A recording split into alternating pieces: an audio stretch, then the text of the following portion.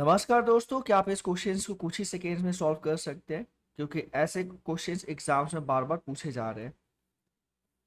इस वीडियो में हम लोग इस क्वेश्चंस को स्टेप बाय स्टेप सॉल्व करने का सही अप्रोच के साथ साथ ट्रिक को भी डिस्कस करने वाले हैं। तो वीडियो के लास्ट तक बने रहेगा क्योंकि वीडियो काफ़ी ज़्यादा इन्फॉर्मेटिव होने वाला है। देखिए, इस क्वेश्चन में साफ साफ पूछा जा रहा है कि किसी वस्तु को उसके अंकित मूल्य पर बेचने पर एक खुदरा विक्रेता को 18% का लाभ प्राप्त होता है।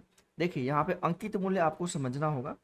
अंकित मूल्य बेसिकली मार्क प्राइस होता है, जो कोई भी शॉपकीपर या जो दुकानदार होता है वो कोई भी वस्तु पर अपने अनुसार वो मार्क प्राइस लगाता है और उसके ऊपर वो डिस्काउंट हम लोगों को देता है, जिससे हम लोगों को काफ़ी वो चीज़ें अच्छी लगती है।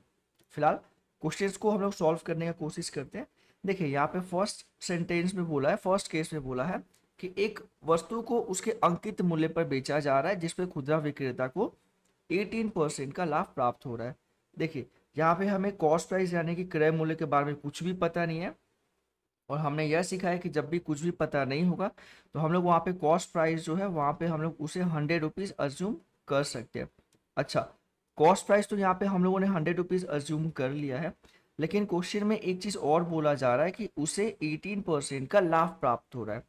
तो इसका मतलब ये कि हमें यहाँ पे फाइंड आउट करना है सेलिंग प्राइस यानी कि विक्रय मूल्य, जो कि अंकित मूल्य यानी कि मार्क प्राइस के बराबर होगा।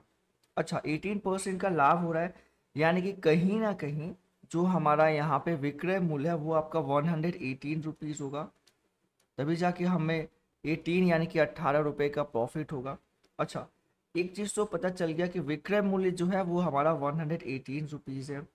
अब सेकेंड पार्ट में अगर हम देखेंगे तो वह व्यक्ति क्या कर रहा है कि जो उसका अंकित मूल्य यानी कि मार्क प्राइस है, ऑफ कोर्स कोई भी इंसान क्रय मूल्य यानी कि जिस मूल्य पर वो सामान को खरीदा उस पर तो डिस्काउंट नहीं देगा, क्योंकि अगर वो देगा तो वो बेवकूफ़ है क्योंकि उसे लॉस होगा। फिलहाल यहाँ पे अंकित मूल्य पर 10% का छूट यानी कि डिस्काउंट दिया जा रहा है। तो अब उसके बाद उसका विक्रय मूल्य क्या होगा? तो करने का मतलब कि अगर मैं उसका सेलिंग प्राइस निकालूं आफ्टर गिविंग 10% डिस्काउंट, 10% डिस्काउंट ये कैसे निकालूंगा? देखिए, विक्रय मूल्य तो हमारा 118 है, इसमें तो कोई प्रॉब्लम नहीं है। लेकिन 10% का जो डिस्काउंट दे रहा है कहीं ना कहीं वो 90% वो प्राइस ले रहा है। तो बस इसका हम लोग 90% निकाल देंगे यानी कि 90/100। इसे हम लोग सिंप्लीफाई करेंगे तो इसका जो वैल्यू आएगा वो 106.2 आएगा। अच्छा, एक चीज़ आपने ध्यान नहीं दिया, कॉस्ट प्राइस जो था वो 100 रुपीज़ ही था, डिस्काउंट देने के बाद भी वो आपका उसका प्राइस 106.2 ही हो रहा, यानी कि कहीं ना कहीं यहाँ पे हो रहा है हमारा प्रॉफिट परसेंटेज यानी कि लाभ प्रतिशत। और लाभ प्रतिशत कैसे निकालते हैं? इसके लिए मैंने आपको बताया था कि जो हमारा विक्रय मूल्य है यानी कि सेलिंग प्राइस जो कि 106.2 है और जो हमारा कॉस्ट प्राइस यानी कि जो क्रय मूल्य है वो 100 रुपीज़ है, दोनों को माइनस कर लेंगे, डिवाइड करेंगे कॉस्ट प्राइस से और 100 से मल्टीप्लाई करेंगे, यानी कि जो एक्सप्रेशन होगा वो 106.2 माइनस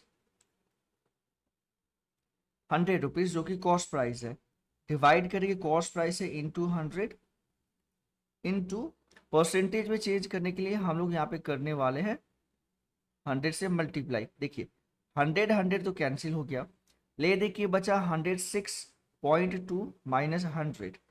इससे जब हम लोग सब्ट्रैक्ट करेंगे तो हमारा 6.2 आएगा। कैसे?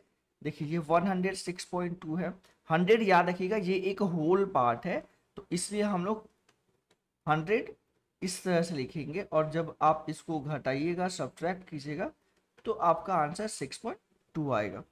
तो देखिए, एक तो चीज़ क्लियर हो गया कि जो हमारा प्रॉफिट है वो 6.2% है, जो कि हमारा ऑप्शन नंबर डी है। तो दोस्तों, आपने देखा कि इस तरह के क्वेश्चंस को हम लोग कैसे स्टेप बाय स्टेप सॉल्व किए। अगर यह वीडियो आपको अच्छी लगी हो तो प्लीज़ प्लीज़ प्लीज़ अपने दोस्तों के साथ शेयर करें, क्योंकि ऐसे वीडियोस हम डेली लेके आपके लिए आते रहते हैं। मिलते हैं आपसे एक नए वीडियो में एक नए ट्रिक के साथ। Thank you for the watching.